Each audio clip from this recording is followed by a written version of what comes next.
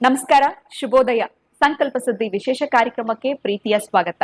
ನಿಮ್ಮ ಜೀವನದಲ್ಲಿ, ನಿಮ್ಮ ಲೈಫ್ ನಲ್ಲಿ ಅನೇಕ ರೀತಿಯಾಗಿರುವಂತಹ ಪ್ರಾಬ್ಲಮ್ಸ್ ಇದೆ. ಏನೆಲ್ಲ ಪರಿಹಾರ ಮಾಡ್ಕೊಂಡಿದೀವಿ, ಅದರಿಂದ ಹೊರಗಡೆ ಬರಕ್ ಆಗ್ತಿಲ್ಲ ಅಂತಂದ್ರೆ ಖಂಡಿತ ಚಿಂತೆ ಮಾಡ್ಬಿಡಿ.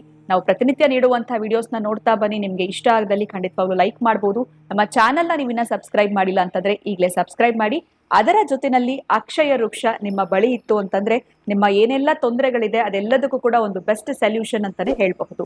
ಇನ್ನು ಇವತ್ತಿನ ಕಾರ್ಯಕ್ರಮದಲ್ಲಿ ಕೂಡ ನಮ್ಮ ಜೊತೆ ಇದ್ದಾರೆ ವಿಷ್ಣು ದತ್ತ ಗುರುಜಿಯವರು. ಗುರುಗಳನ್ನ ಕಾರ್ಯಕ್ರಮಕ್ಕೆ ಬರ್ಮಾಡ್ಕೊಳ್ಳೋಣ. ನಮಸ್ತೆ ಗುರುಗಳೇ, ಕಾರ್ಯಕ್ರಮಕ್ಕೆ ಭಕ್ತಿಯ ಸ್ವಾಗತ.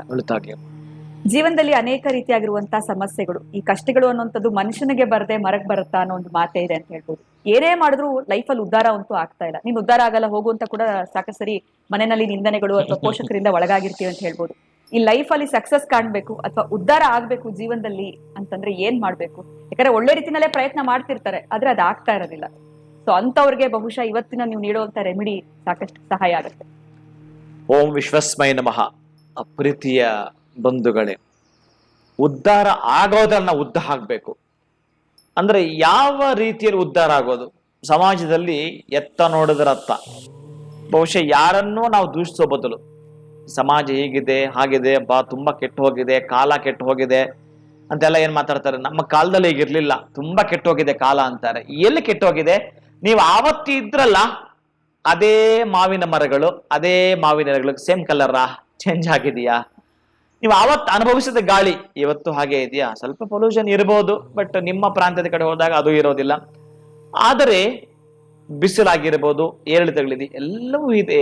ಜನರ ನಡವಳಿಕೆಗಳಲ್ಲಿ ಬದಲಾವಣೆ ಕಾಣುತ್ತಾ ಇದೆ. ಅವರವರ ದಿಕ್ಕನ್ನ ಇಟ್ಕೊಂಡು ಅವರು ಮಾಡಿಫೈ ಆಗಿದ್ದಾರೆ. ಆದ್ರೆ ಉದ್ಧಾರ ಆಗಬೇಕು ನಾನು ಅನ್ನೋದೇ ಆದ್ರೆ ಏನ್ ಕೆಲಸ ಮಾಡ್ತೀಯೋ ಅದರಲ್ಲಿ ಸಕ್ಸಸ್ ಆಗಿ 4 ಜನದ ಮುಂದೆ ನಾನು ಬದುಕು ತೋರಿಸಬೇಕು, ನಾನು ಕೂಡ ಸಮಾಜದಲ್ಲಿ ಒಬ್ಬ ವ್ಯಕ್ತಿಯಾಗಿ ಕಾಣಿಸ್ಕೊಳ್ಬೇಕು, ನನ್ನನ್ನು ಕೂಡ ಜನ ಹೀಗಿದ್ದವನು ಹೀಗಾದ ಅಂತ ಖುಷಿ ಪಡ್ಬೇಕು, ನನ್ನ ಬಂಧು ಬಳಗ ಖುಷಿ ಪಡಬೇಕು.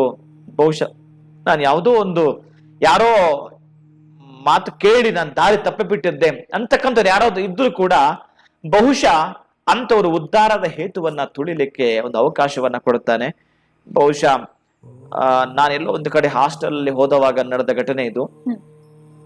ಆ ವಾರ್ಡನ್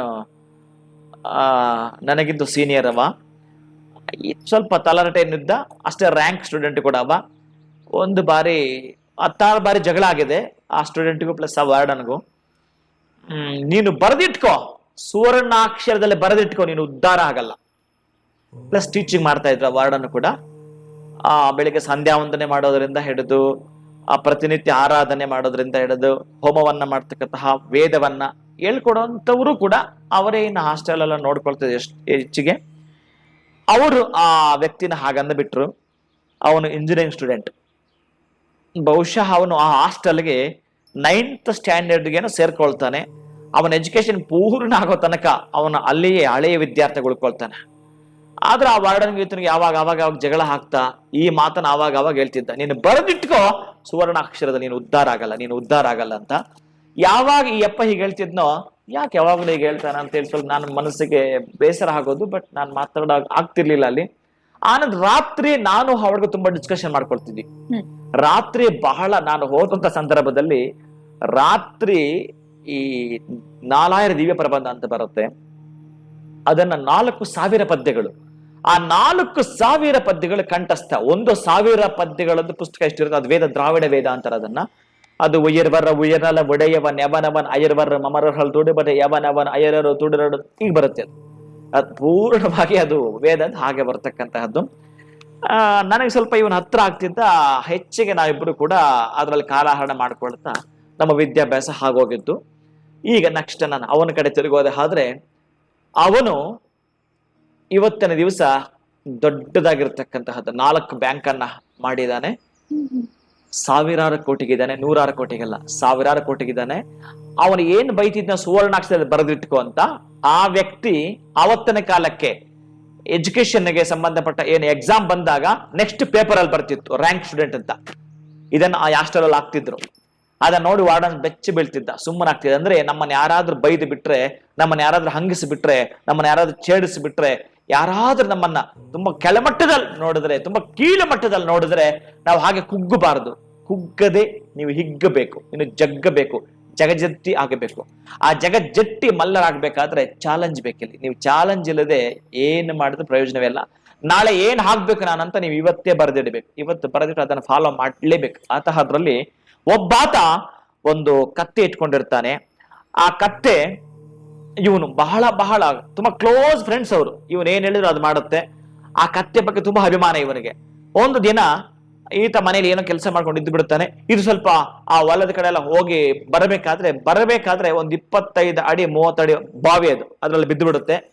ಈತ ಎಲ್ಲೆಲ್ಲ ಹುಡುಕ್ತಾನೆ, ಸಿಗೋದೇ ಇಲ್ಲ ಅವನಿಗೆ. ಏನು ಮಾಡ ಸಿಗಲ್ಲ. ನೆಕ್ಸ್ಟ್ 2ನೇ ದಿನಕ್ಕೆ ಎಲ್ಲ ಊರೆಲ್ಲ ಹೋಗಿ ಹುಡುಕ್ತಾರ ಒಂದಷ್ಟು ಜನ. ಅದು ಸ್ವಲ್ಪ ಊರಿಂದ ಆಚೆ ಇದೆ, ಆ ಆಳ್ಬಾವಿ ನಿರ್ಜನ ಪ್ರದೇಶದಲ್ಲಿದೆ ಅದು. ಆ ಬಾವಿಯಲ್ಲಿ ಬಿದ್ದು ಬಿಟ್ಟಿದೆ, ಅದು ಚೀರಾಡ್ತಿದೆ, ಯಾರಿಗೂ ಕೇಳಿಸ್ತಾ ಇಲ್ಲ. ಆ ನಂತರ ಊರಿನ ಒಂದು 10 ಜನ ಹೋಗಿ ಆ ಬಾವಿಯಲ್ಲಿ ಬಿದ್ದಿದೆ. ಅದನ್ನ ಎತ್ತಕ್ಕೆ ತುಂಬಾ ಕಷ್ಟ ಆಗುತ್ತೆ. ತುಂಬಾ ಚಿಕ್ಕ ಬಾವಿ, ಅದ್ರ ಆಳ ಮಾತ್ರ ಒಂದು 25-30 ಅಡಿ ಇದೆ. ಮತ್ತೆ ಏನ್ ಮಾಡೋದು? ಊರೆಲ್ಲ ಸೇರಿ ಒಂದು 10 ಜನ, ಅದ್ರಲ್ಲಿ ಒಬ್ಬ ಬುದ್ಧಿವಂತ ಒಂದು ಸಜೆಷನ್ ಕೊಡ್ತಾನೆ. ಅಲ್ಲ, ಅದು ಹೇಗಿದ್ರು ಮುದಿ ಆಗಿದೆ, ವಯಸ್ಸಾಗಿದೆ, ಇನ್ನು ಅದು ನಿನಗೇನು ಪ್ರಯೋಜನ ಬರಲ್ಲ. ಹಿಂಗೂ ವಯಸ್ಸಾಗಿದೆ, ಅದನ್ನ ಎತ್ತಕ್ಕಂತೂ ಹಾಗಲ್ಲ. ಎಲ್ಲರೂ ಸ್ವಲ್ಪ ಮಣ್ಣಾಕಿ ಅದನ್ನ ಮುಚ್ಚಿಬಿಡೋಣ. ಮತ್ತೆ ಆ ಬಾವಿ ಮುಂದಕ್ಕೆ ಯಾರಿಗೂ ತೊಂದರೆ ಆಗದಂಗೆ ಇರುತ್ತೆ. ಅದು ಇನ್ನು ಬಿದ್ದು ಬಿಟ್ಟು ಸ್ವಲ್ಪ ಗಾಯಗಳು ಆಗಿದೆ, ಅದಕ್ಕೆ ಇನ್ನು ಎತ್ತಿದ್ರೂ ಪ್ರಯೋಜನ ಬರಲ್ಲ ಅಂತ ಹೇಳಿ ಇವನು ಒಲ್ಲದ ಮನಸ್ಸಿಂದಲೇ ಬೇಜಾರು ಮಾಡಿಕೊಂಡು ನೋವಿಂದ ಹತ್ತುಕೊಂಡು, ಸರಿ ಇನ್ನೆಲ್ಲರೂ ಊರವರ ಅದೇ ತೀರ್ಮಾನ ಆಯ್ತು. ಎಲ್ಲರದು ಅದೇ ತೀರ್ಮಾನ ಆದಾಗ ಇವನು ಕೂಡ ಹಾಗೆ ಹೇಳ್ತಾನೆ. ನಂತರ ಎಲ್ಲರೂ ಒಂದೊಂದು ಇಡೀ ಮಣ್ಣು ಹಾಕೋದು ತೆಗೆದು ಹಾಕ್ತಿರ್ತಾರೆ. ಆ ನೋವಿಂದ ಪೇನಿಂದ ಬಳಲ್ತಾ ಇರ್ತಕ್ಕಂತಹ ಕತ್ತೆ ಏನಿತ್ತೋ, ಆ ಕತ್ತೆ ಆ ಮಣ್ಣು ಅದ್ರ ಮೇಲೆ ಬಿದ್ದಿರ್ತಲ್ಲ, ಸ್ವಲ್ಪ ಒದರ್ಕೊಂಡು ಆ ಮಣ್ಣನ್ನ ಕೆಳಗಡೆ ತುಳ್ಕೊಂಡು ಎಲ್ಲಿಗೆ ಬಂದಿದೆ ಅಂದ್ರೆ ಅವ್ರು ಹಾಕ್ತಾ ಇದ್ದಾರೆ ಮಣ್ಣು. ಆ ಮಣ್ಣನ್ನ ಕಾಲ್ ಕೆಳಗಡೆ ಹಾಕೊಳ್ಳುತ್ತೆ, ಮೇಲೆ ಬರುತ್ತೆ, ಕಾಲ್ ಕಡೆ ಹಾಕೊಳ್ಳುತ್ತೆ, ಮೇಲೆ ಬರುತ್ತೆ. ಹೀಗೆ ಬರ್ತಾ ಇನ್ನ 3-4 ಅಡಿ ಇದೆ, ಅಷ್ಟು ಹೈಟಿಗೆ ಬಂದಿದೆ. ಎಲ್ರು ಹಾವಾಗಿ ನೋಡ್ತಾರೆ, ದಿಗ್ಭ್ರಮೆಗೊಳಗಾಗ್ಬಿಡ್ತಾರೆ. ಕತ್ತೆ ಮೇಲೆ ಬಂದಿರುತ್ತೆ. ಈ ಕಥೆಯನ್ನು ನೋಡಿ ನಿಮ್ಗೇನ್ ಅನ್ಸಿರ್ಬೇಕು, ನೆನಪು ಮಾಡ್ಕೊಳ್ಬೇಕು ನೀವು. ನಮಗೂ ಕೂಡ ಸಮಾಜ ಕೂಡ ಕೆಟ್ಟದ್ದು ಬಯಸ್ತಾರೆ, ಮಣ್ಣಾಕಿ ಮುಚ್ಚುತ್ತಾರೆ. ಎದ್ದು ಬಾ ನೀನು, ಆ ಮಣ್ಣನ್ನ ಕೆಳಗಡೆ ಹಾಕೋ, ಎದ್ದು ಬಾ ನೀನು. ಆವಾಗ ಆಶ್ಚರ್ಯ ಆಗತ್ತೆ ಆತನಿಗೆ.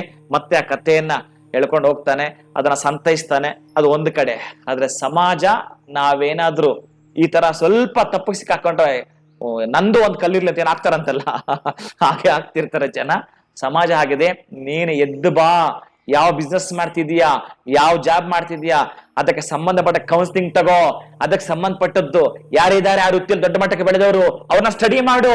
ಮೇಲೆದ್ದೇಳು. ಅದ ಒಂದು ಟೈಮ್ ಟೇಬಲ್ ಹಾಕೋ. ಇದನ್ನೇ ನಾನು ಕುಬೇರ ಸಭೆಗಳಲ್ಲಿ ನಿಮಗೆ ಹೇಳ್ಕೊಡ್ತಕ್ಕಂಥ ಉದ್ಧಾರದ ಹೇತು ಯಾವುದು ಅನ್ನೋದನ್ನ ಮೊದಲು ಹೇಳಿದೆ. ಯಾಕಂದ್ರೆ ಇಲ್ಲಿಗೆ ಬಂದಿದೀವಿ, ಟೈಮ್ ಜಾಸ್ತಿ ಇಲ್ಲ ನಮಗಿನ್ನ, ಹೊರಟೋಗ್ತೀವಿ ಯಾವಾಗಲೇ ಎತ್ತಣವೋ. ಯಾಕಂದ್ರೆ ಪ್ರಾಣ ಕೊಟ್ಟವನು ಒಂದ್ಸಲ ಕಿತ್ಕೊಳ್ತಾನೆ. ಅದಕ್ಕಾಗಿ ಅವನು ಕಿತ್ತುಕೊಳ್ಳುವ ಮುನ್ನ ನೀನಿಲ್ಲಿ ಬಂದಿದೀಯಲ್ಲ, ಏನಾದ್ರೂ ಒಂದು ಅವಶೇಷ ಬಿಟ್ಟು ಹೋಗು.